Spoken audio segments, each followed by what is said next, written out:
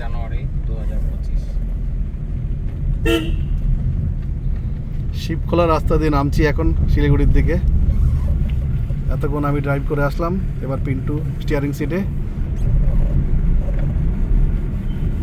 রাস্তা আগের থেকে একটু খারাপই হয়েছে দেখলাম, কিছু কিছু জায়গা পিচ উঠে গেছে, যেটা আগে একদম পরিষ্কার ছিল। এখন আমরা রং টঙে নেমে আসলাম।